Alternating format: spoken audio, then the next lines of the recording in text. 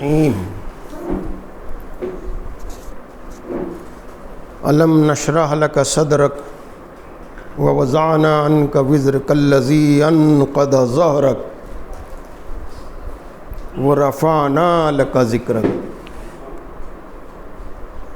فإن مع العسر یسرا ان مع العسر یسرا فإذا فرغت فانصب وإلى ربك فارغب صدق اللہ العظیم۔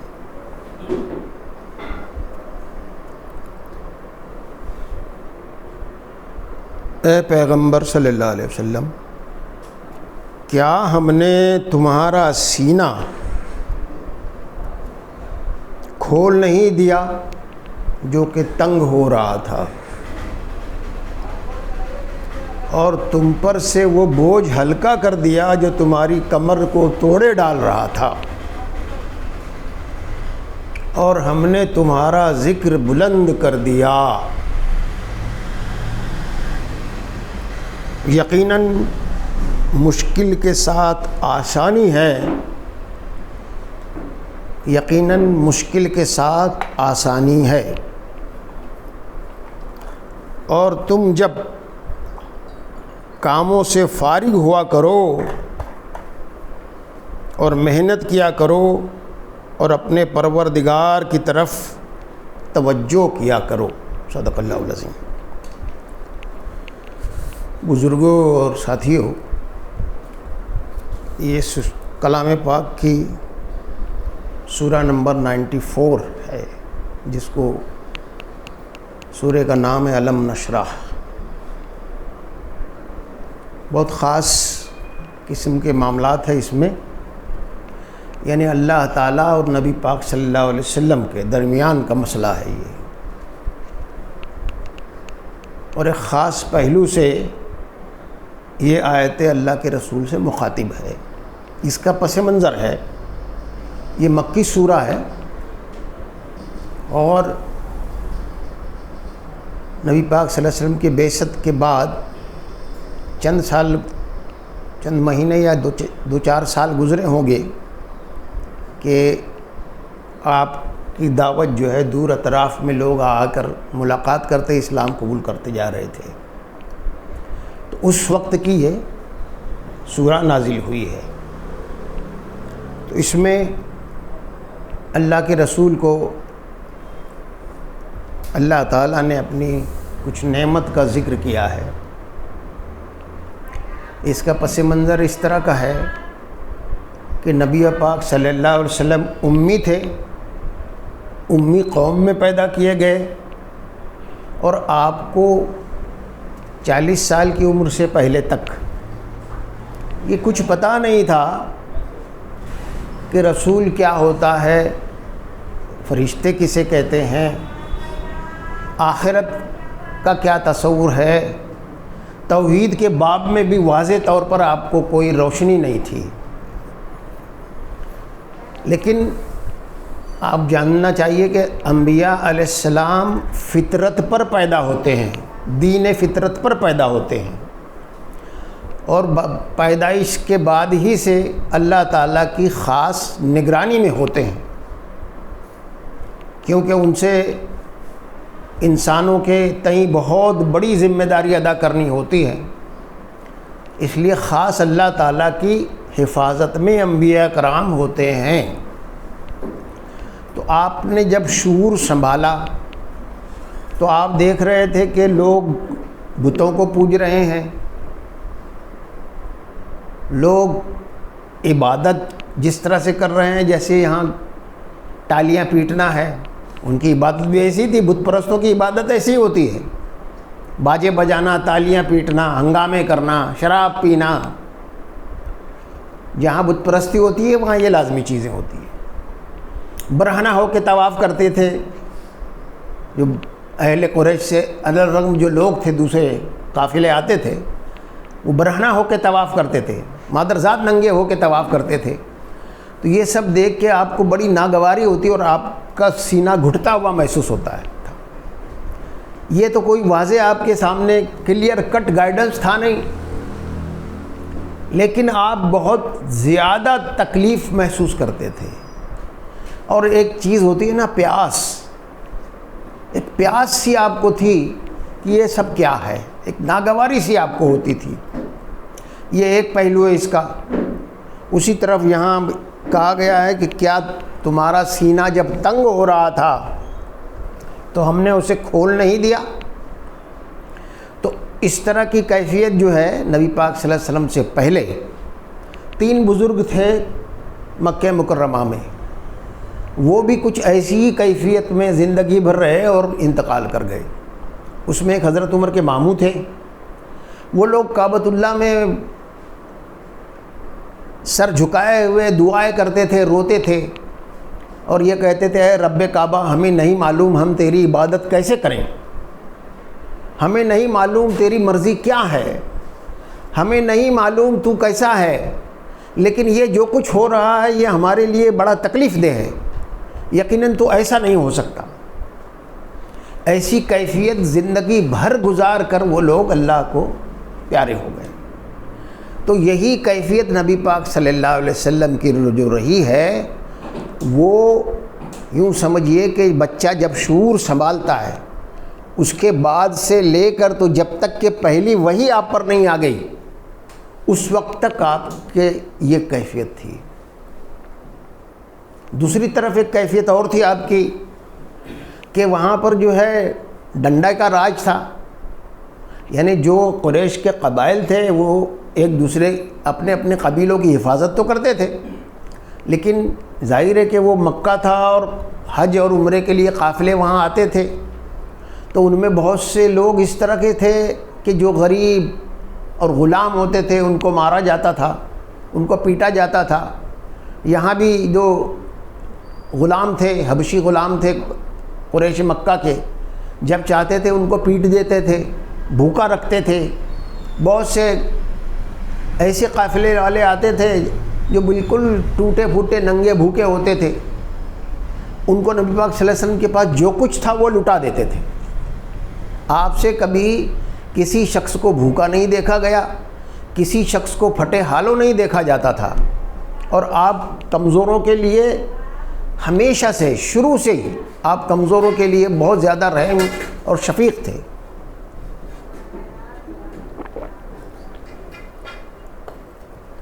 پچیس سال کی عمر میں آپ کی شادی ہوئی انہی کیفیات کی وجہ سے. شروع میں تو آپ بڑے مسکین تھے، لیکن جب حضرت خدیجہ رضی اللہ تعالیٰ عنہا جو بعد میں آپ کی بیوی ہوئی، ان کے ساتھ آپ جو ہے ورکنگ پارٹنر کی حیثیت سے آپ نے کام کیا اور اللہ تعالیٰ نے خوب آپ کو نوازا. تو وہ اپنا حصہ جو ہے وہ لٹا دیتے تھے. وہاں جو بھی قافلہ آتا، جو بھی غریب ہوتا، مکے میں جو غلام ہوتے، جو بھوکے ہوتے، ان پر لٹاتے رہتے تھے. یہ آپ کی خاص پہلو تھا. اور یہ دیکھ دیکھ کر آپ کو بہت دکھ ہوتا تھا کہ لوگ جو ہے اتنے مجبور، اتنے بےکس ہے. خاص طور سے غلاموں کا حال بہت برا تھا. مارتے پیٹتے تھے، ان کو قتل بھی کر دیتے تھے، ان کا کوئی حامی نہیں تھا. تو یہ چیزیں آپ کو تنگ کر رہی تھی، پریشان کر رہی تھی. ایک مرتبہ کوئی قافلہ آیا تو اس میں اتنے لوگ بھوکے تھے اور آپ کے پاس سارا مال ختم ہو گیا اپنا. تو منہ چہرہ اتارے ہوئے آپ جو ہے گھر پر آئے اور لیٹ گئے. تو حضرت خدیجہ جو آپ کے نکاح میں تھے انہوں نے پوچھا کہ کیا بات ہے، آپ آج بڑے ملول معلوم ہو رہے ہیں. تو پھر آپ نے اپنا دل کھولا کہ خدیجہ میں چاہتا ہوں دنیا میں کسی کو تکلیف نہ ہو، کسی کو بھوکا نہ ہو، کسی پر ظلم نہ ہو. اور یہاں جو لوگ آتے ہیں قریش مکہ بڑے مالدار لوگ ہیں، لیکن ان کے ساتھ رویہ اچھا نہیں ہے ان کا، اور میں اس سے بڑا ملول ہوتا ہوں. تو حضرت خدیجہ بہت مالدار خاتون تھی، پہلے سے بھی بہت مالدار خاتون تھی. انہوں نے جو ہے قریش مکہ کے تمام سرداروں کو دعوت دی کہ کل صحن میں کعبۃ اللہ کے صحن میں جمع ہو جائیں، اور نبی پاک صلی اللہ علیہ وسلم کو کھڑا کیا اور اپنا سارا مال و اسباب جس میں سونا تھے، زیورات تھے، چاندی کے زیورات تھے، اشرفیاں تھیں، بکریاں کے ریوڑ تھے، اونٹ تھے، سب لا کے نبی صلی اللہ علیہ وسلم کے آس پاس کھڑا کر دیا. اور مال جو تھا وہ نبی صلی اللہ علیہ وسلم کے قد سے اونچا ہو گیا، جس میں اناج، کھجوروں کی بوریاں، سونا، زیورات. اور وہاں انہوں نے اعلان کر دیا کہ یہ میں سارا مال محمد پہ نچھاور کرتی ہوں کہ جس طرح سے چاہے خرچ کریں اور جیسے چاہے یہ اسراف میں لائے، مجھے جان لو آپ لوگ میں نے ان کو اختیار دیا ہے. اس پر نبی پاک صلی اللہ علیہ وسلم بہت خوش ہوئے. اس کے بعد سے آپ نے جو ہے آپ کے خیرات میں، لوگوں کی مدد امداد میں بہت زیادہ اضافہ ہو گیا. لیکن اصل جو تنگی تھی دل کی، وہ تنگی جو ہے وہ باقی رہی، حتیٰ کہ آپ جو ہے بیزار ہو کر،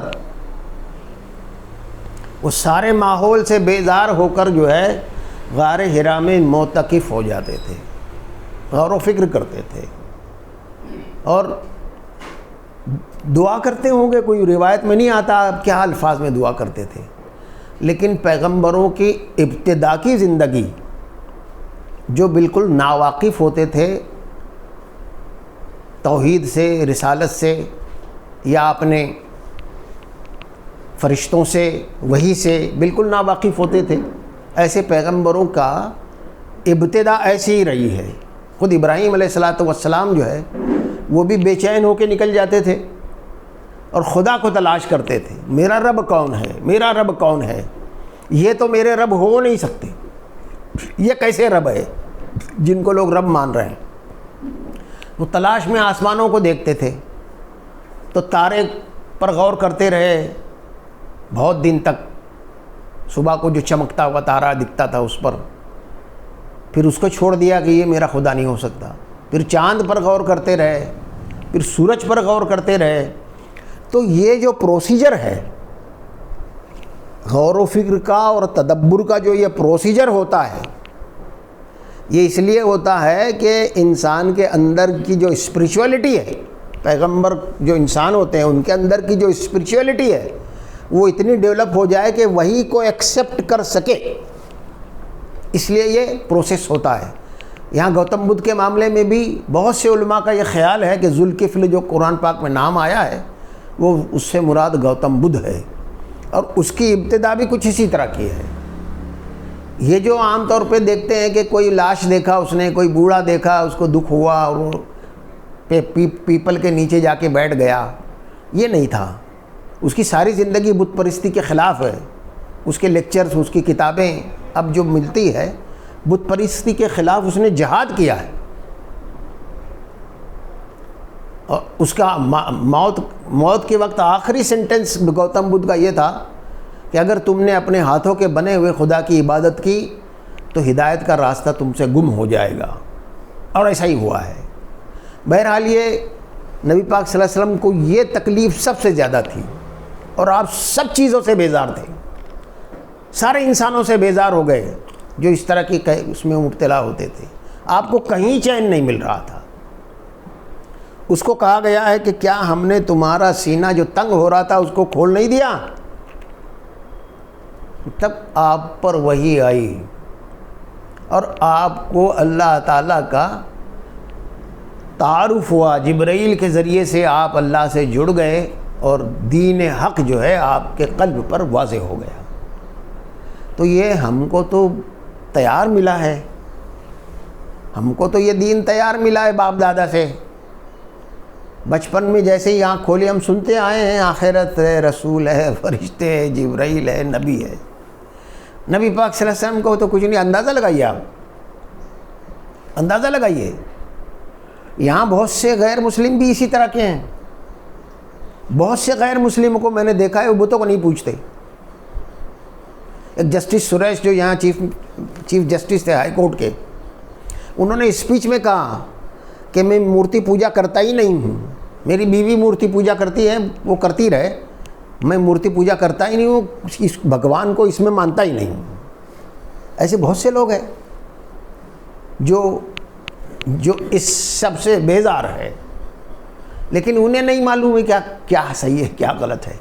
ہم بھی خود ان تک صحیح بات پہنچانے میں ناکام ہیں، صحیح ہدایت ان تک پہنچانے میں ہم لوگ ناکام ہیں. یہ بھی ایک الگ سے موضوع ہے. لیکن اندازہ لگانا چاہیے کہ یہ کتنی تکلیف دہ بات ہوگی کہ ایک شخص جو ہے شعور سنبھال رہا ہے اور 40 سال کی عمر تک اسی تنگ دلی میں مبتلا ہے، پیاس آ رہی، جیسے اس سے پہلے والی جو سورہ ہے اس میں کہا گیا ہے کہ وَوَجَدْكَ ضَالًّا فَهَدَىٰ، تم تو اندھیرے میں پڑے ہوئے تھے، جہالت میں پڑے ہوئے تھے، کیا ہم نے تم کو ہدایت نہیں دے دی؟ اس سے پہلے والی سورہ جو سورہ دعا میں یہ بات کہی گئی ہے، اور یہاں یہ بات کہی گئی کہ تمہارا سینہ جو تنگ ہو رہا تھا اس کو ہم نے کھول نہیں دیا۔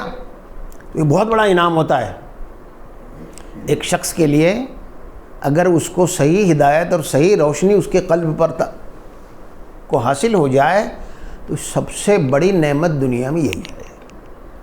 ہر انسان کے لیے یہ سب سے بڑی نعمت ہے کہ اس کو اپنی زندگی کیا ہے یہ معلوم ہو، اپنا خالق جس نے اس کو بنایا ہے اس کے متعلق وہ جانتا ہو، اس کے وہ کیوں پیدا کیا گیا ہے یہ اس کو معلوم ہو جائے، کیا اس کو ذمہ داری دی گئی ہے وہ صحیح طور پر اس کو قلب پر آ جائے، اس کے شعور میں آ جائے، اور اس پر اس کا دل مطمئن ہو کر وہ بالکل سیٹسفائیڈ ہو کر اس کام میں لگ جائے، اور پھر اس کو اللہ کو راضی کرنے کا بھی معلوم ہو جائے، اور پھر آخرت کے انعامات بھی اس کو سمجھ میں آ جائے۔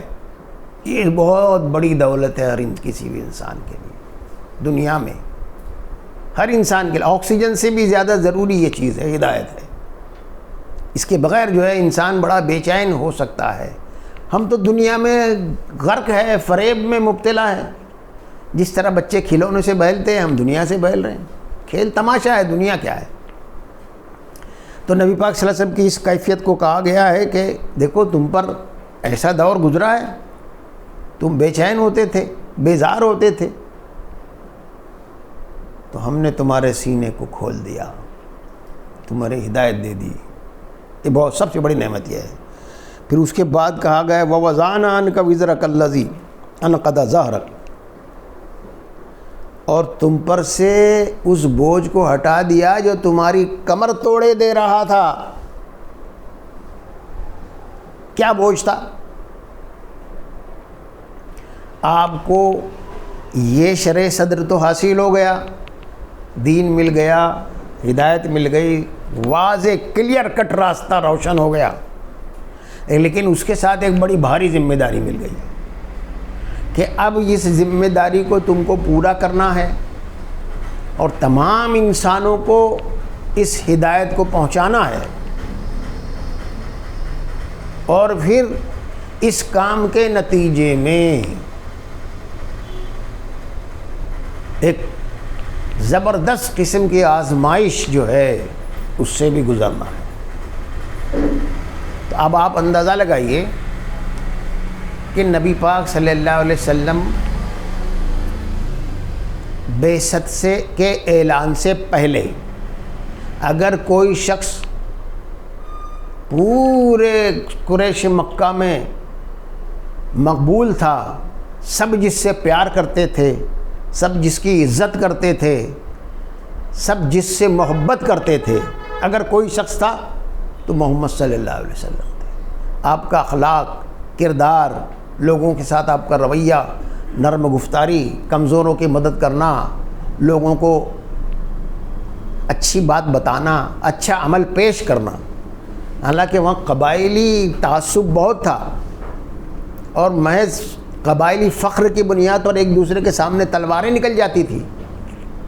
چنانچہ ایک وقت یہ تھا کہ کعبۃ اللہ کو سیلاب آیا، اس میں کعبۃ اللہ کی دیواریں ٹوٹ گئیں، تو قریش مکہ نے اس کو نئے سرے سے تعمیر کیا، دیواریں اٹھا دی، فرش بنا دیا۔ اب وہ جو حجر اسود تھا اس کو اس دیوار میں خاص جگہ ہے، دیکھا ہوگا جو گئے ہوں گے عمرہ کے لیے، وہ وہاں رکھنا تھا۔ بڑے اعزاز کی بات تھی، ہر قبیلہ جو کہتا تھا کہ یہ ہمارے قبیلے کو یہ اعزاز ملنا چاہیے، یہ ہم ایسے ہیں، ہمارے قبیلے کا حق ہے، یہ ان کے اندر جھگڑا شروع ہو گیا، تلواریں نکل گئیں آپس میں، تو انہوں نے قریش کے جو سردار تھے ان میں سے ایک بزرگ تھے، انہوں نے کہا کہ بھائی ایسا کرو، اس کے لیے اتنا نہ لڑو، اس کے لیے جو ہے آپس میں تلواریں نہ نکالو، ایسا کرتے ہیں کہ ابھی دیکھتے ہیں سب سے پہلے جو شخص کعبۃ اللہ میں داخل ہوگا، چاہے وہ کسی قبیلے کا ہو، کسی قبیلے کا نہ ہو، کوئی مسافر ہی کیوں نہ ہو، ہم جو ہے اس کو اختیار دے دیں گے کہ یہ حجر اسود اٹھا کے وہ دیوار پر رکھ دے۔ تو سب لوگ انتظار کرنے لگے، سب نے اپنی تلواریں نیام میں ڈال لی۔ اس کے بعد یہ ہوا کہ جب پہلا شخص جو داخل ہوا تو نبی پاک صلی اللہ علیہ وسلم تھے، تو ہر شخص اس پر متفق ہو گیا اور ہر شخص نے کہا کہ یہ تو امین ہے، اس سے تو سب محبت کرتے ہیں۔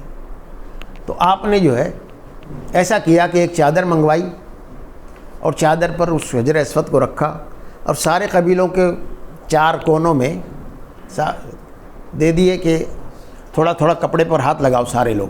پھر اٹھایا گیا اور آپ نے حجر اسود کو اس کے سامنے برابر اس جگہ پر فٹ کر دیا۔ تو یہ مقام آپ کا اس سماج میں تھا، اس سماج میں یہ مقام تھا، آپ کو ہر کوئی ویلکم کرتا تھا، آپ کو امین کہتے تھے۔ اور جیسے ہی آپ نے توحید کا اعلان کیا، ایک طوفان کھڑا ہو گیا۔ آپ کو تو حیرت ہو رہی تھی اور آپ سمجھ رہے تھے کہ یہ کیا بوال آ گیا ہے ایک دم، میں وہی شخص ہوں، میں نے ایک بات کہی اور یہ میرے خلاف تو ازلی دشمنی پہ اتر آئے۔ اس کے بعد آپ کی جو دعوت تھی اس پر ایمان لانے والے کون تھے؟ غلام تھے، آل یاسر سب ایمان لائے، سب سے پہلے بڑا خاندان تھا ایک، وہ بھی غلاموں کا تھا۔ ان کو سمیہ رضی اللہ تعالیٰ عنہ جو ہے سب سے پہلی شہادت ہے۔ نبی پاک صلی اللہ علیہ وسلم کے سامنے جو ہے ان کو جب ابو جہل نے برچھا مار دیا، اسی میں وہ انتقال کر گئی۔ ان کے شوہر کو مارا گیا، بچوں کو بھی مارتے رہے، تو غلاموں پر بہت زیادہ ظلم ٹوٹتا تھا۔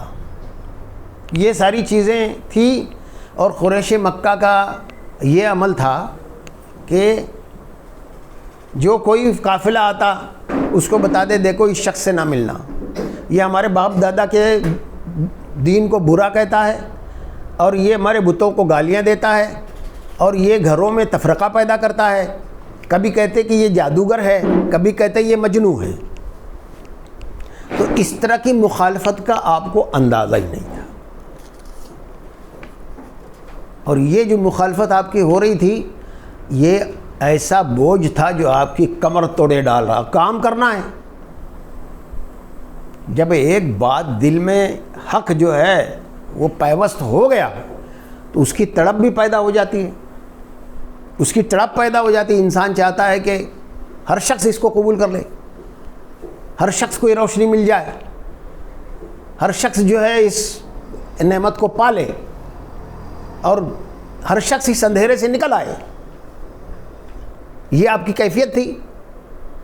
اور دوسرا پہلو یہ تھا کہ یہ جو میری بات یہ لوگ نہیں مان رہے ہیں تو اس میں میری کوتاہی ضرور ہے، ورنہ اس پیغام میں تو کوئی کمی نہیں ہے، اس بات کے سچ ہونے میں تو کوئی کمی نہیں ہے، یہ تو کھلی آنکھوں سے دیکھنے والا حق ہے، تو یقیناً اس میں میری ہی کوتاہی۔ تو آپ کو یہ پہلو جو سائیکولوجیکلی بہت زیادہ تکلیف دہ ہو رہا تھا، اسی کو کہا گیا ہے کہ وہ بوجھ جو تمہاری کمر توڑے ڈال رہا تھا، کیا اس کو ہم نے تمہارے پر ہلکا نہیں کر دیا؟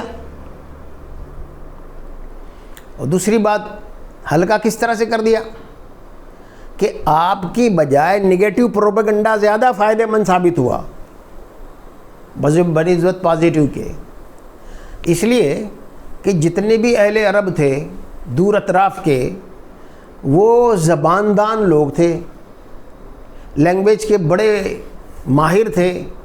خود صحرا میں انہوں نے عربی لینگویج کو اتنا معیاری بنا دیا تھا کہ معجزے کی حد تک، اور اس پر ان کو فخر تھا۔ اپنے سے الگ جو دوسری قومیں ہوتی تھیں ان کو وہ اجمی کہتے تھے، یعنی گونگے، عربوں کی زبان اتنی بلیغ اور فصیح ہے اور انہوں نے اس کو صحرا میں پرورش کیا ہے، تو وہ دوسری قوموں اور دوسری زبانوں کے جاننے والوں کو گونگا کہتے تھے اور اپنے کو عربی یا دوسروں کو عجمی کہتے تھے۔ اب قرآن پاک جب نازل ہو رہا تھا نبی پاک صلی اللہ علیہ وسلم پر، تو نبی پاک صلی اللہ علیہ وسلم کا ایک سینٹنس، قرآن کا ایک سینٹنس جو تھا وہ تیر کی طرح لوگوں کے دلوں کو پیوست ہو رہا تھا۔ تو جب یہ لوگ جا کے ان کو کہتے کہ دیکھو اس کے پاس ایسا کلام ہے، وہ پاگل بنا دیتا ہے، وہ مجنون ہے، کوئی جن سوار ہے، کوئی کاہن اس کو بتاتا ہے، طرح طرح کی بات تھی، ایک بات نہیں تھی، طرح طرح کی بات تھی۔ وہ خود سمجھ نہیں پا رہے تھے کہ کیسے اس کو کنڈم کریں، کیسے اس کو جھوٹا ثابت کریں، کیسے اس سے لوگوں کو دور رکھیں، یہ کیفیت تھی۔ لیکن ایسے نگیٹو پروپیگنڈے نے لوگوں کو جو ہے ان کے قریب کر دیا۔ وہ جانتے تھے کہ یار ہم تو عربی کے خوب جاننے والے ہیں، سن تو لیں، دیکھ تو لیں۔ تو آپ جو ہے ایک خاص بات جو میں بتانا چاہتا ہوں وہ یہ ہے کہ نبی پاک صلی اللہ علیہ وسلم سے اس زمانے میں بھی، کیا بعد کے زمانے تک، جو کوئی آ کر چند سوال کرتا، آپ کسی سوال کا پراپر آنسر نہیں دیتے تھے، پراپر سینٹنس آپ نے کبھی نہیں دیا آنسر۔ کیا آپ مجنون ہیں؟ کیا آپ کو کوئی آپ جادوگر ہیں؟ کیا آپ کو کوئی کاہن سکھاتا ہے؟ کیا آپ کو کوئی مرض لاحق ہو گیا ہے؟ ان سب کے جواب میں آپ جو قرآن کی آیتیں اتری ہوتی تھی وہ سنا دیتے تھے، اور سب کا جواب ہو جاتی تھی، سب کا جواب ہو جاتی تھی۔ تو اس میں لوگ جو ہے جب قرآن سنتے تھے تو دوڑے ہوئے اپنے قبیلے کی طرف جاتے تھے۔ تو یہ نگیٹو پروپیگنڈا زیادہ آپ کے لیے مفید ثابت ہوا، اور پورے عرب میں وہاں جو کوئی کمیونیکیشن ایسا تو تھا نہیں نا، وہاں کیا چیز تھی کہ لوگ عمرے کے لیے بار بار آتے تھے قبائل قافلے کے ساتھ، اور وہ قافلے والے جو ہے قرآن سنتے تھے، اور اپنے قبیل تو پورے جزیرۃ العرب میں یہ مشہور ہو گیا کہ عبد المطلب کا بیٹا جو ہے رسول بنایا گیا ہے، اور وہ ایسا کلام سناتا ہے کہ جو کلام کبھی کسی بڑے سے بڑے شاعر اور ادیب نے آج تک نہیں سنا ہے، اور اس کلام عجیب و غریب کلام ہے، جو ہم نے ایسا کلام کبھی نہیں سنا۔ کلام کی بات سمجھ لیجئے آپ کہ ہر سال وہاں میلہ ہوتا تھا، اوقاس کا بازار لگتا تھا، جیسے یہاں جترا ہوتی ہے یہاں، تو اس زمانے میں جیسے یہاں قوالیاں بھی ہوتی تھی عرس میں، یا اب ہوتی ہوگی پتہ نہیں، کشتیوں کے مقابلے ہوتے تھے، اسی طرح وہاں پر شاعروں کے مقابلے ہوتے تھے، اور جس کا کلام سب سے زیادہ اعلیٰ و عرفہ ہوتا تھا اس کے لیے وہ اعزاز کی بات تھی کہ وہ کعبۃ اللہ پہ ٹانگ لٹکا دیا جاتا تھا لکھ کر۔ تو ایک شاعر تھا، اس کا کلام سب سے اونچا قرار دیا گیا اس سال، اور دیوار پہ لٹکا دیا گیا۔ اسی سال جو ہے سورۃ الکوثر اتری۔ جب سورہ کوثر اتری تو اس نے سنا اور دوڑتا ہوا جا کے اوپر چڑھ کے کلام کو اتار لیا۔ لوگوں نے کہا کیا بات ہے؟ بولے سورہ کوثر کے بعد اب میرے اس کلام کی تو کوئی قیمت ہی نہیں ہے۔ تو ایک کلام کا معاملہ بڑا غیر معمولی رہا ہے، آج بھی غیر معمولی ہے، اگر یہ لوگوں تک پہنچایا جائے، اگر یہ لوگوں تک پہنچایا جائے۔ سب سے بڑی قوت جو اسلام کی ہے وہ یہی ہے، یہ واحد کلام ہے جو خالق کے کائنات کا ہے، خود اپنی اس کی زبان میں، اس کے خود کے الفاظ ہے۔ آج تک کسی فرعون نے، کسی حامان نے، کسی ڈکٹیٹر نے، کسی ہٹلر نے کبھی یہ نہیں کہا ہے کہ زمین و آسمان کا پیدا کرنے والا میں ہوں، یہ جو آسمان اور زمین کے درمیان جو کچھ ہے اس کو میں نے پیدا کیا ہے۔ آج تک کسی نے نہیں کہا کہ ایک وقت آئے گا کہ یہ سارے آسمان میرے ہاتھوں میں لپیٹے ہوئے ہوں گے اور زمین میری انگلیوں پر ہوگی، جیسے چاہوں گا پلٹ دوں گا۔ اور کسی نے نہیں کہا کہ کہاں ہے دنیا کے فرعونوں، کہاں ہے دنیا کے جباروں، آج کس کی خدائی ہے، کس کی حکومت ہے؟ اللہ جبار اور قہار کی۔ کسی نے کہا ہے یہ؟ کوئی کہہ سکتا ہے یہ اللہ کا کلام ہے۔ بس یہ ہے کہ ہمارے دل مردہ ہو چکے ہیں، اس کے اعجاز سے ہم لوگ واقف نہیں ہیں، اس کے جادو سے ہم پر ہی اثر نہیں ہو رہا ہے، ہم کو تو فری میں مل گیا ہے، وراثت میں مل گیا ہے، ہماری اس پہ توجہ نہیں۔ بہرحال تو نبی پاک صلی اللہ علیہ وسلم جو ہے وہ ہر ایک کو یہی کہتے تھے۔ تو یہ وہ زمانے کا ذکر ہے جب آپ کا ذکر جو ہے سارے اطراف میں پھیل گیا اور لوگ اسی خاطر سفر کرتے ہوئے آتے ہیں۔ پہلے تو عمرے کے لیے آتے تھے یا اور کوئی موقع ہوتا تھا، حج کے لیے آتے تھے، لیکن اب قافلے جو ہے، ڈیلیگیشن جو ہے وہ آپ سے ملاقات کے لیے آنے لگے اور وہاں جا کے پوچھتے تھے عبد المطلب کا بیٹا کون ہے، اور جاتے تھے نبی پاک صلی اللہ علیہ وسلم سے بولتے تھے میں عبد المطلب کا بیٹا ہوں، کہاں کہ تم پر کون سا کلام اترا ہے ہمیں بھی سناؤ۔ تو یہ اس زمانے کی سورہ ہے، اور قریش مکہ عاجز تھے کہ اب کیا کریں، اب اس کیا کریں، یہ تو سارے عرب میں مشہور ہو رہا ہے۔ تو یہ بات کہی گئی ہے آپ اگلی والی آیت میں، وَرَفَعْنَا لَكَ ذِكْرَكَ، کہ ہم نے تمہارا ذکر ساری طرف بلند کر دیا۔ کہاں تو یہ تھا کہ آپ کو کوئی قیمت ہی نہیں تھی، سب آپ کے دشمن ہو گئے تھے، سب آپ سے منہ پھیر لے رہے تھے، ایک اجنبی اس جگہ ہو گیا آپ، اور چند ہی عرصے کے بعد اللہ تعالیٰ نے اس آزمائش سے آپ کو نکال کے جو بوجھ تھا آپ کا اس کو ہلکا کر دیا۔ آپ کو خوشی ہوتی تھی، ظاہر ہے کہ ایک آدمی ایمان لاتا تھا تو آپ کا سیر و خون بڑھ جاتا تھا، خوشی ہوتی تھی۔ جیسے ہم لوگ ابتدا میں جماعت اسلامی میں آئے تھے، وہ زمانہ بھی عجیب تھا، جیسے ہی مولانا مودودی کو پڑھا بس کپڑے پھاڑ کے، اور ہر ایک کو سمجھا رہے ہیں، ہر ایک کو بتا رہے ہیں، جو کوئی شامل ہو گیا اس کے دل پر جو ہے قلم کا اثر ہو گیا تو وہ ہمارے بھائی سے زیادہ عزیز ہو جاتا تھا۔ اور اس وقت ارکان کے اجتماع میں تجدید شہادت ہوتی تھی۔ تجدید شہادت تو سمجھتے ہیں نا، ارکان جماعت، دوسرا کلمہ پڑھایا جاتا ہے۔ تو جب جو بھی رکن جماعت اٹھ کے دوسرا کلمہ پڑھتا تھا تو وہ بھی دھارو دھار روتا تھا اور سارے ارکان روتے تھے۔ یہ تجدید شہادت کی مجلس ایسے ہوتی تھی، اس قدر سیریس اور سنجیدہ ہوتے تھے لوگ۔ ظاہر ہے کہ یہ ایک قسم کا اندھیرا تو ہم لوگ بھی تھے، دین کا جو ہے ٹوٹا پھوٹا، دین کا ٹکڑے ٹکڑے کا ایک ٹکڑا کسی کے پاس ہے تو دوسرا ٹکڑا کسی کے پاس ہے۔ جامع اور مکمل دین تو ہمیں اللہ تعالیٰ نے مولانا مودودی کے ذریعے سے ہم تک پہنچایا، اگرچہ کہ قرآن پاک میں تو تھا، لیکن اس شخص کے ذریعے سے اللہ تعالیٰ نے ہم تک اس بات کو پہنچایا۔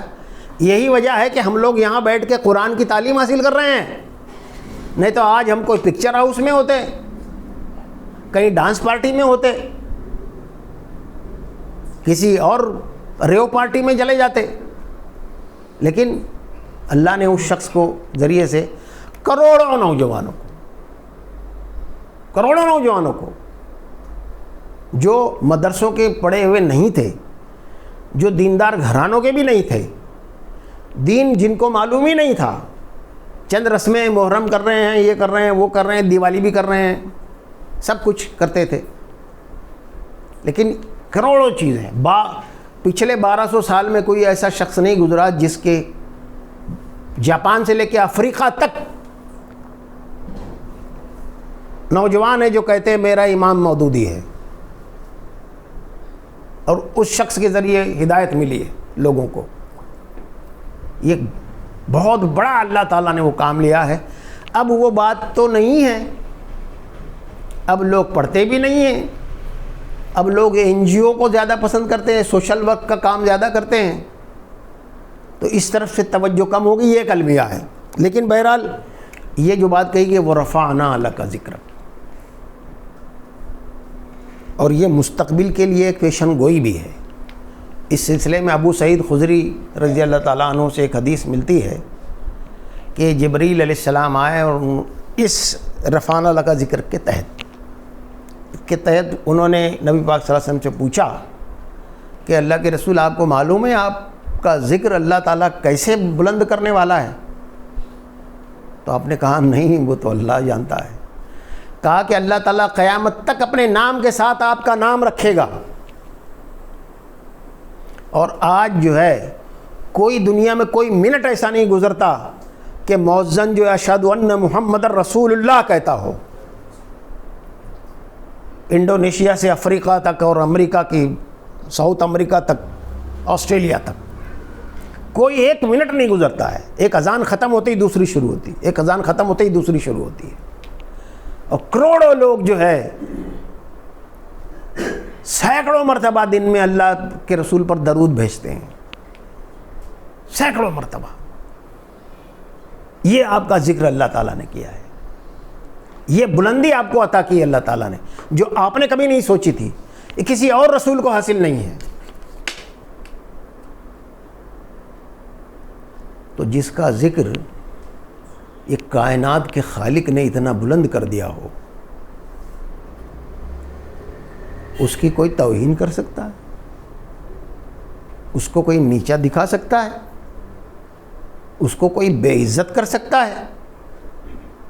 اس کی عزت کو کوئی رتی برابر گھٹا سکتا ہے؟ یہ تو چاند پر تھوکنے جیسی والی بات ہے. تو ہمیں اس سلسلے میں اتنے زیادہ ایکسائٹ ہونے کی ضرورت نہیں ہے کہ کوئی اگر نبی پاک صلی اللہ علیہ وسلم پر کوئی کیچڑ اچھال دے, کوئی آپ کی شان میں گستاخی کر دے. آپ کی شان تو اللہ نے اپنے برابر کر دی ہے. اور آپ کو معلوم ہے قرآن پاک کی ایک نہیں کئی آیتیں ہیں. صحابہ کرام میں بھی بہت سے لوگ آپ کے مقام سے واقف نہیں تھے, ان کو واقف کرایا گیا ہے. آپ کو معلوم ہے حضرت زینب سے آپ کا نکاح ہوا, آپ نے ولیمہ دیا, اس کے بعد صحابہ آپ کے گھر میں آئے, کھانا کھائے. پھر صحابہ حریص تھے کہ زیادہ سے زیادہ نبی صلی اللہ علیہ وسلم کے پاس وقت گزرے. وقت بہت ہو رہا تھا, آپ بھی تھک بھی گئے تھے, کچھ ناگواری آپ کو لگ رہی تھی, لیکن آپ تو رحمت للعالمین تھے. آپ نے بتایا نہیں یہ بات. اسی وقت آیتیں اتری, اے لوگوں جب تم کو کھانے کے لیے بلایا جائے تو آؤ اور کھانا کھا کر چلے جاؤ. ہمارے رسول کیا ایک وقت نہ لیے, ناگواری کی حد تک ان کے پاس نہ بیٹھو. ہمارے رسول تم کو بتا نہیں سکتا, لیکن اللہ تعالیٰ کو تکلیف ہوتی ہے. آپ سمجھ گئے بات کو؟ یہ مقام ہے رسول کا. اور آپ سے ایک آیت یہ آئی ہے کہ اے لوگوں اپنی آواز کو رسول کی آواز سے اونچا مت کرو, بلند نہ کرو, کہیں ایسا نہ ہو کہ تمہارے اعمال ضائع ہو جائے اور تمہیں خبر بھی نہ ہو. ایک کتنی گہری بات ہے. اس آیت کے اترنے کے بعد لوگ جو ہے ایک صحابی کی آواز, کسی کی آواز جو تھی وہ فطری طور پر بہت بلند ہوتی ہے, وہ دھیرے بھی بولے تو آواز وہاں تک جاتی ہے. کوئی شخص ایسا گزرتا, ہم نے بھی دیکھا ہے. وہ صحابی گھر میں بیٹھ گئے, میں اب اللہ کے رسول سے سامنے نہیں جاؤں گا, میرے اپنے آپ کو تباہی سے نہیں بچا سکتا. تو نبی پاک صلی اللہ علیہ وسلم نے پوچھا کہ کہاں ہے, میں نام بھول گیا ہوں, آپ کو یاد ہے کیا؟ تو کہا کہ وہ تو گھر میں بیٹھے ہوئے ہیں. کہا کہ میں تباہ ہو جاؤں گا. کہا کہ نہیں, انہیں بلاؤ, کوئی بات نہیں ہے. حضرت عمر اس کے بعد سے ساری عمر جو ہے نبی پاک صلی اللہ علیہ وسلم کے باپ صاحب پاس بیٹھ کر اتنا دھیما بولتے تھے کہ نبی پاک صلی اللہ علیہ وسلم بار بار کہتے تھے کیا بول رہے ہیں, ذرا زور سے بولو, کیا بول رہے ہیں, ذرا زور سے بولو. آپ سمجھ گئے؟ یہی آیت مبارکہ نبی صلی اللہ علیہ وسلم کے روزے پر لکھی ہوئی ہے ابھی بھی. اور علماء کا اس پر اتفاق ہے کہ روزے رسول کے پاس بلند آواز سے بات نہ کی جائے یا بلند آواز نہ نکالی جائے. صحابہ بھی اس کی پابندی کرتے تھے. یہ مقام اللہ تعالیٰ نے دیا ہے تو کسی ملعون کے آپ پر کوئی کیچڑ اچھالنے سے آپ کی شان میں کیا کوئی گھٹا سکتا ہے؟ کوئی گھٹا سکتا ہے؟ اور آخرت میں جو آپ کو مقامات ملیں گے اس کا تصور نہیں کر سکتے ہم, اس کا تو کوئی تصور ہی نہیں کر سکتا. اور امہات المومنین کو سورہ احزاب اور سورہ تحریم میں ڈانٹا ہے اللہ تعالیٰ نے.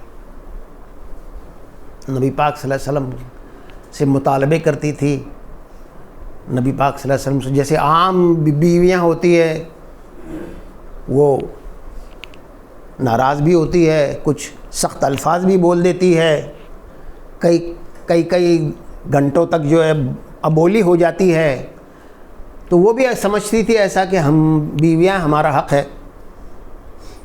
لیکن اللہ تعالیٰ کو اپنے رسول کی اتنی تکلیف بھی گوارا نہیں تھی.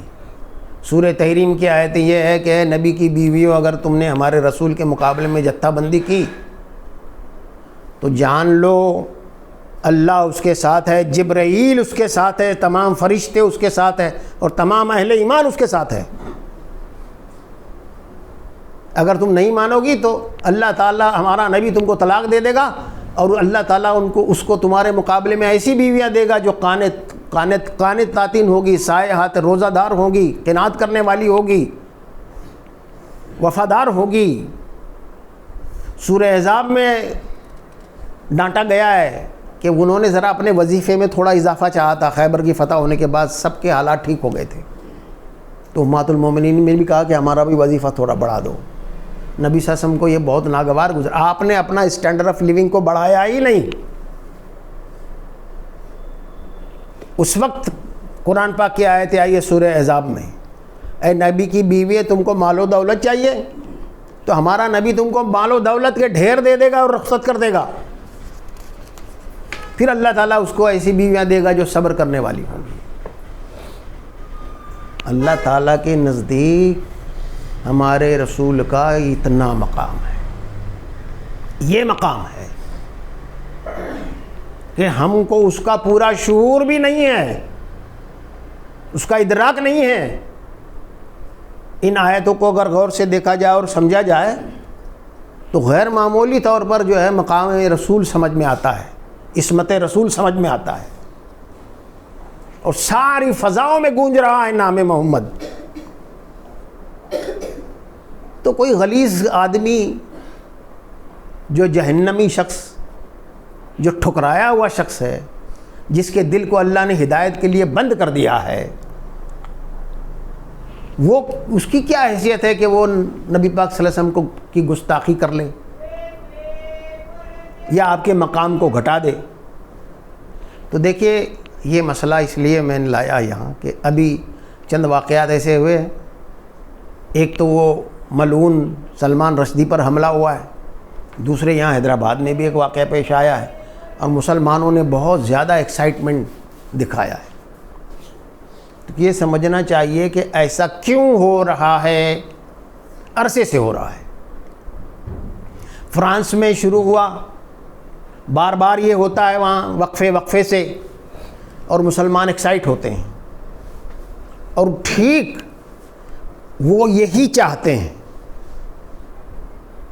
وہ لوگ یہی چاہتے ہیں کہ یہ مسلمانوں کے لیے بہت زیادہ جذباتی مسئلہ ہے، اور اس پر مسلمان نوجوانوں کو ایکسائٹ کر دیا جائے، اور وہ قانون کو اپنے ہاتھ میں لے لے، اور ان پر گرفت کا ہمیں موقع ملے قانونی اعتبار سے. اور ایسا ہو رہا ہے، ایسا ہو رہا ہے. یہی ان کا مقصد ہے، اس میں ہم پھنسے جا رہے ہیں. آپ کو معلوم ہے ایک زمانہ ایسا تھا، امام خمینی نے، جس نے یہ کتاب لکھی تھی سلمان رشدی نے، تو امام خمینی نے اس پر فتویٰ دیا تھا کہ وہ یہ واجب القتل ہے، جو مسلمان جہاں پائے اس کو قتل کر دے. حالانکہ شریعت کی روح سے یہ فتویٰ صحیح نہیں ہے. جہاں ہماری حکومت ہوگی وہاں گرفتار کیا جائے گا، اس پر مقدمہ چلے گا، اس کو توبہ کی اپیل کی جائے گی کہ تم کو احساس ہے توبہ کر سکتے ہو. اگر وہ توبہ کرے، دعا کرے، اسے معاف کر دیا جائے گا. نہیں تو اس کو پھانسی کی سزا دی جائے گی. اسلام کبھی بھی قانون کو اپنے ہاتھ میں لینے کی اجازت کسی صورت میں نہیں دیتا. یہ فساد فی الارض ہے، اور اسلام امن کا مذہب ہے. یہ اس لیے ہو رہا ہے وقفے سے. اب یہ یورپ میں ہو رہا تھا، اب وہی نسخہ یہاں آزمایا جا رہا ہے کہ مسلمان نوجوان ایکٹیو ہو اور ان کو پکڑ کے مقدمے قائم کیے جائے، ان کو جیلوں میں ٹھوس دیا جائے۔ آپ کو معلوم ہونا چاہیے جب یہ کتاب لکھی گئی تھی میں بھی جوان تھا، اس وقت ہمارے امیر مولانا ابواللہ صاحب تھے۔ جیسے ہی امام خمینی نے فتویٰ دیا، مولانا ابواللہ صاحب نے اس کے خلاف بیان دیا کہ شریعت کی روح سے یہ فتویٰ جائز نہیں ہے اور یہ اسلام کی روح سے صحیح نہیں ہے۔ ساری دنیا جو ہے وہ امام خمینی کے فیور میں تھی، عوام بھی، ہم بھی۔ خود میں نے جذبات میں جماعت کے دفتر میں تھا میں تو، وہاں جماعت کے لوگوں سے کہا کہ بڑے بڑے ہمالیائی مسئلوں میں جماعت کے ذمہ دار خاموش رہتے ہیں، ہمارے امیر جماعت خاموش رہتے ہیں، کم سے کم اس مسئلے میں خاموش ہی رہتے تو اچھا تھا۔ اور خود لوگ بہت سے اردو پرچوں نے جو ہے فقہ کے فتوے نکال کے دے دیے۔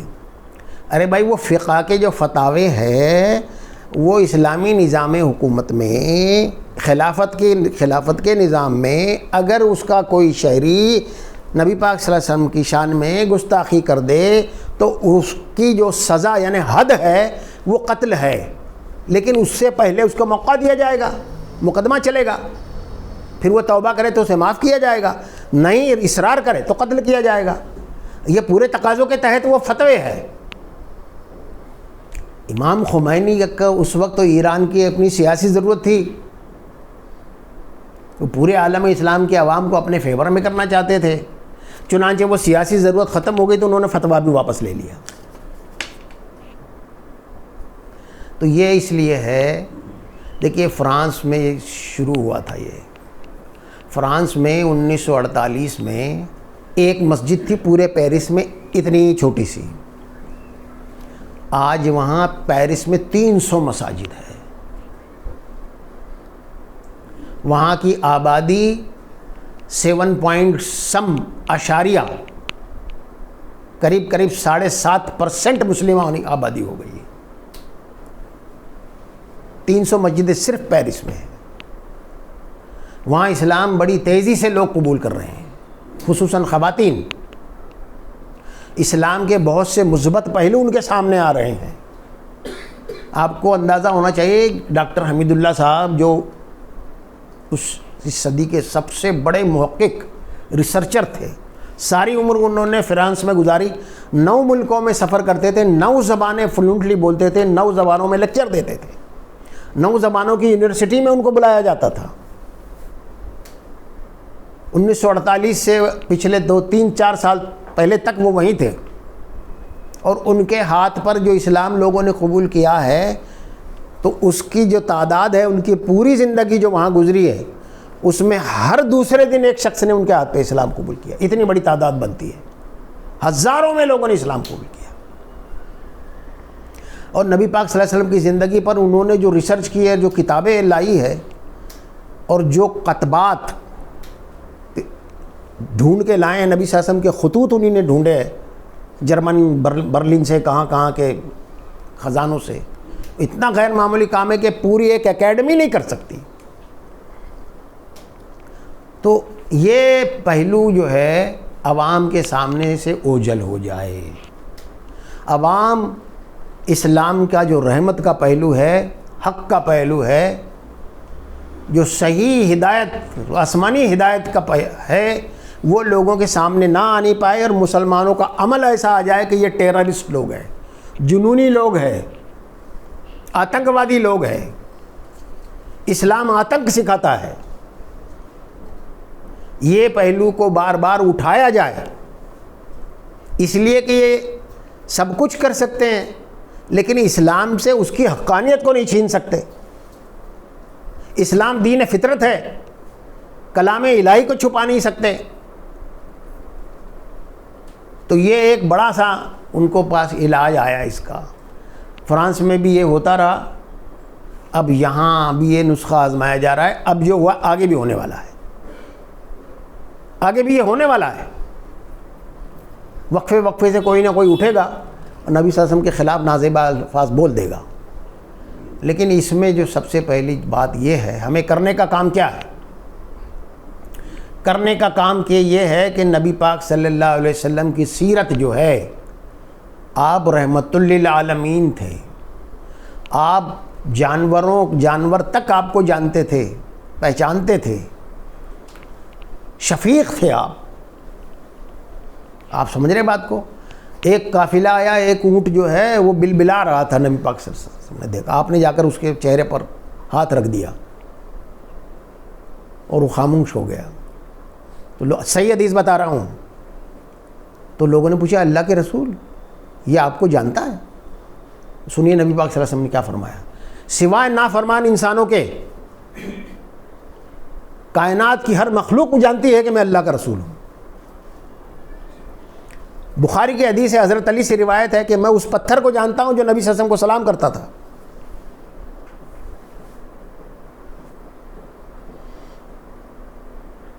اس کا شعور ہمیں نہیں ہے۔ آپ کا مقام اتنا بلند ہے، تو یہ چیزیں جو ہے ہم کو اس سلسلے میں ذرا اویئر ہونا چاہیے، صحیح سمجھنا چاہیے۔ اس لیے یہ ہے کہ اب جماعتوں کا بھی معاملہ ایسا ہے، ہمیں جمہوری طریقے سے جس طرح سے بھی احتجاج ہو کرنا چاہیے، یہ ہمارا حق ہے قانون کے دائرے میں، لیکن جماعتیں بھی اس سے ڈرتی ہے کہ پبلک کو اگر وہ باہر نکالے گی احتجاج کے لیے تو پبلک پر بھروسہ نہیں ہے جماعتوں کو کہ وہ قابو میں رہیں گی،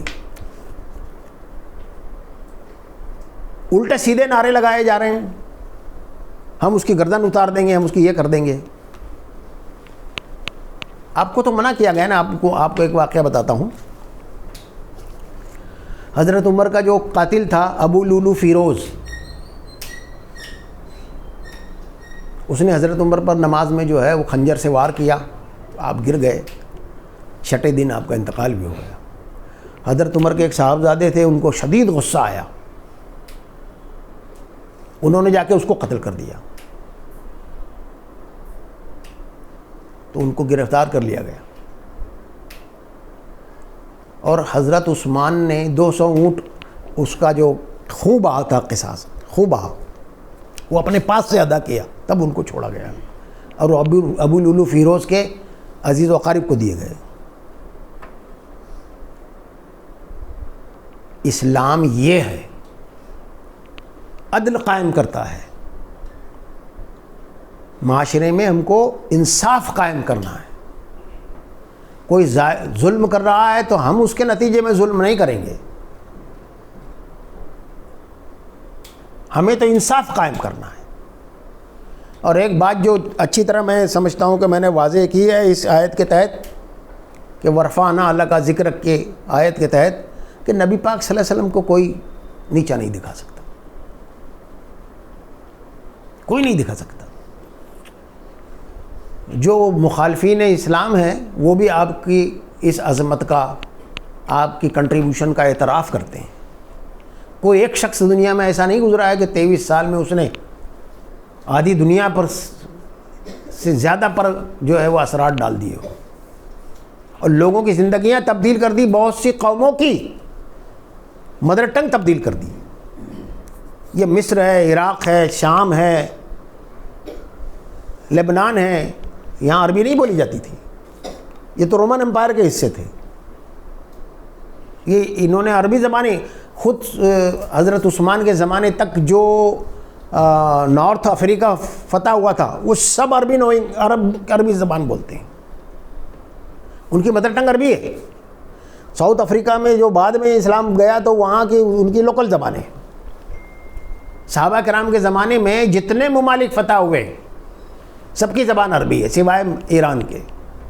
ایران میں بھی عربی زبان تھی، وہی عربی زبان بولتے تھے وہ، وہاں تو وہ شیعت کا فروغ ہوا اور انہوں نے پھر دوسرے انداز سے وہاں کام شروع ہو گیا، وہ ایک دوسرا پہلو ہے، اس کی بھی ایک الگ ہسٹری ہے۔ تو اللہ کے رسول کا مقام اللہ تعالیٰ نے قرآن پاک میں یہ اتارا ہے، اللہ کے رسول کا ہر لمحے فضاؤں میں محمد اشہد ان محمد رسول اللہ گونج رہا ہے، اور قیامت تک کسی کے اندر یہ قوت و طاقت نہیں ہے کہ آپ کے مقام کو گرا سکے، آپ کی توہین کو کر سکے۔ ہم کیا کریں گے آپ کا مقام، ہم کیا کریں گے احترام، ہم کیا کریں گے محبت؟ صحابہ کرام نے جو کیا ہے آپ کے ساتھ، ہم کیا کر سکتے ہیں؟ ہم تو صرف دعویٰ کرتے ہیں، ہم تو صرف دعویٰ کرتے ہیں۔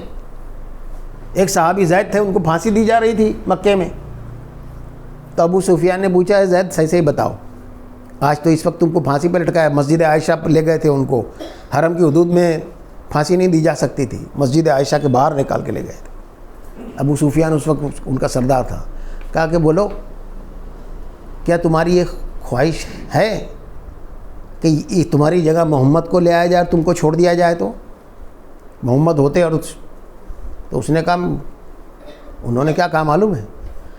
میں تو اتنا بھی گوارا نہیں کرتا ہوں کہ محمد صلی اللہ علیہ وسلم کی ایڑی میں کانٹا چبھ جائے، ایسی تو ہزاروں پھانسیاں مجھ کو لگ جائے۔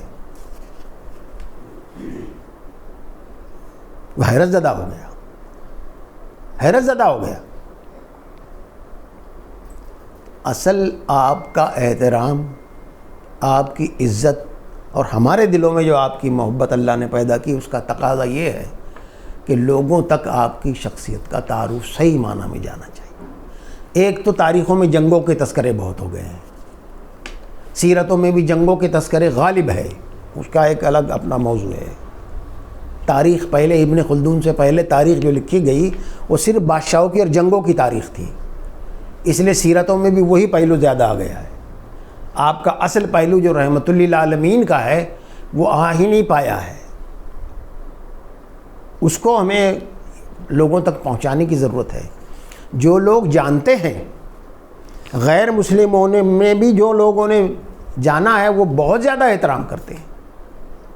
کنور مہندر سنگھ بیدی جو ہے سکھ شاعر تھے، اردو کے شاعر تھے، اردو کا سارا لٹریچر پڑھا ہوا، دینی کتابیں پڑھی ہوئی، سیرت کی کتابیں پڑھی ہوئی، انہوں نے ایک نعت کہی ہے، اس کا شعر ایک مجھے یاد ہے، عشق ہو جائے کسی سے کوئی چارہ تو نہیں، عشق ہو جائے کسی سے کوئی چارہ تو نہیں، صرف مسلم کا محمد پہ اجارہ تو نہیں۔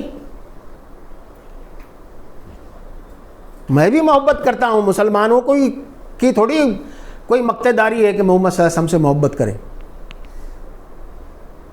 تو آپ کی شخصیت ایسی دل نواز شخصیت تھی، اللہ کے نزدیک آپ کا مقام اب بہت اونچا ہے اور ہر وقت اونچا رہے گا انشاءاللہ، اور آخرت میں بھی آپ کا مقام سب سے اونچا ہوگا۔ اس میں ہمیں اتنا رنجیدہ ہونے کی ضرورت نہیں ہے۔ سوچئے کہ آپ کی شخصیت کا کس انداز سے لوگوں تک تعارف پہنچایا جا سکتا ہے، کس انداز تک لوگوں تک بات پہنچائی جا سکتی ہے۔ یہ تو بیچارے شرک کے اندھیروں میں بھٹک رہے ہیں، ابھی تک تو ہم اپنا رویہ ہی صحیح نہیں کر پائے ہیں۔ عام مسلمان ان کو کافر کہتا ہے، یہ کافر نہیں ہے۔ کافر تو اسے کہتے ہیں جو سمجھ بوجھ کے، جس کی سمجھ میں آ گیا ہو کہ یہ اسلام ہے، حق ہے، اور پھر انکار کرے، وہ کافر ہے۔ یہ تو مشرک لوگ ہیں، شرک کر رہے ہیں، اندھیرے میں پڑے ہوئے ہیں، ان کے وجہ سے ہم پکڑے جائیں گے آخرت میں۔ ان تک صحیح دین پہنچانے کی ضرورت ہے۔ جن تک پہنچا ہے وہ ان کو پوچھئے، ان کو جانیے آپ وہ کتنی اس نعمت کی قدر کرتے ہیں، اور اس کے نام محمد کے نتیجے میں ہمیں جو بھی آزمائش آئے اللہ تعالیٰ اس کو ہماری کمر سے ہلکا ہی کر دے گا، تھوڑے دن کی بات ہے۔ اور اگر اس میں ہمارے جانے بھی جاتی ہے تو بڑا سودا سستا ہے، 1000 آزادیوں سے لاکھ بہتر تمہارے عشق کے توقع سلاسل۔ بس ہم اپنے کاموں کو صحیح معنوں میں مفید تر بنانے کی کوشش کریں۔ ہر شخص یہ غور کرے کہ اس کا اصل رول کیا ہے، بے معنی کام نہ کریں۔ دنیا کی عمر گھٹ رہی ہے، بہت کم وقت رہ گیا ہے، اور اس کم وقت میں ہر انسان یہ غور کرے کہ اللہ تعالیٰ تو میرے سے کیا چاہتا ہے، مجھ پر کھول دے اور مجھے اس کام میں یکسو کر دے۔ کنفیوژن کا بھی تو بہت دور ہے، ہر مولوی الگ الگ بات کی بولیاں بول رہا ہے، تو عام عوام جو ہے، جو اصل سورس ہے اس سے دور ہے۔ قرآن تو پڑھتے ہی نہیں ہے، نہ ترجمہ پڑھتے ہیں۔ ارے قرآن پاک صرف ہاتھ میں لے کے پڑھے، مجھ کو معلوم ہے، میں نے ایک بزرگ خاتون ایسی دیکھی ہے، 95 سال کی عمر ہو گئی تھی، اس کو کچھ پڑھنا نہیں آتا تھا، مگر قرآن سے بڑی محبت تھی، تو وہ صرف انگلیاں رکھتی تھی یہ بھی سچ ہے، یہ سب سچ ہے، یہ سب حق ہے، یہ بھی سچ ہے، یہ بھی سچ ہے، یہ بھی سچ ہے، اللہ سچا ہے، یہ سچ ہے، محمد سچا ہے، یہ بھی سچ ہے، یہ بھی سچ ہے. صرف قرآن پر انگلیاں پھیرتی تھی، اسی سے اس کے دل میں ہدایت تھی. آیتوں پر صرف انگلیاں پھیر کے یہ بولتی تھی یہ سچ ہے، یہ بھی سچا ہے، یہ بھی سچا ہے، یہ بھی سچا ہے. تو ہمیں دعا کرنے کی ضرورت ہے. پھر آخری جو جملہ اس میں آیا ہے ان مع العسر یسرا ان مع العسر یسرا، زندگی کے بارے میں ہمیں جاننا چاہیے. یہاں اللہ تعالیٰ اپنے رسول کو بھی بتا رہا ہے کہ ایسا نہیں ہو گیا کہ اب یہ سب ہو گیا تو تمہاری مصیبتیں ختم ہو گئی، کوئی تکلیف نہیں آئے گی. اللہ نے یہاں جو نیچر بنایا ہے ان مع العسر یسرا ان مع العسر یسرا، مشکل کے ساتھ آسانی بھی ہے، مشکل کے ساتھ آسانی بھی ہے. تو ہر شخص کو جاننا چاہیے کہ زندگی میں مشکلات آئیں گی، آسانیاں بھی آئیں گی. مشکلات دور ہو جائیں گی، آسانیاں آئیں گی، پھر بیچ میں مشکلات آئیں گی.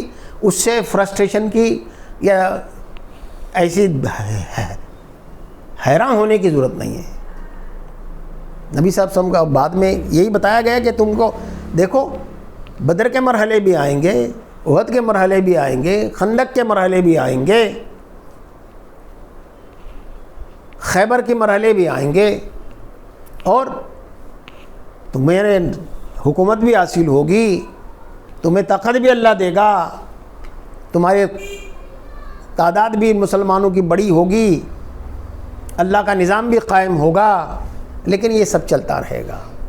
جب تک زندگی ہے یہ دو پہیے آپس میں چلتے رہیں گے. اسی میں انسان کی تربیت ہوتی ہے، اسی میں انسان جو ہے وہ گڑھا جاتا ہے. کبھی نہیں سوچنا چاہیے کہ ہمیں ہر وقت آرام ملے، ہر وقت آسانی ملے. چیلنج ہر وقت آتا رہتا ہے، اس میں اللہ کی مدد کے ساتھ اس کو قبول کرنا چاہیے. اور دین کی راہ میں تو ہمیشہ آئے گا، دین کی راہ میں ہمیشہ آئے گا. کبھی دین غالب ہوگا تو مال و دولت کی شکل میں آئے گا، وہ اور آفت آزمائش ہے، وہ بڑی آفت آزمائش ہوگی. تو یہ چیزیں آپ کو بتائی گئی. ان مع العسر یسرا ان مع العسر، کیا بلیغ باتیں ہیں، سونے کے تولنے کے قابل باتیں ہیں. کہ اب ایسا نہ سمجھو کہ سب مرحلے ختم ہو گئے، خوشی خوشی نہیں ہوگی. یہ دنیا ہے، دنیا میں جو طرز نیچر ہے، جو سنت ہے، وہ یہ ہے. فَإِذَا فَرَغْتَ فَانْصَبْ إِلَىٰ رَبِّكَ فَارْغَب. تو اللہ کی عبادت میں لگ جاؤ اور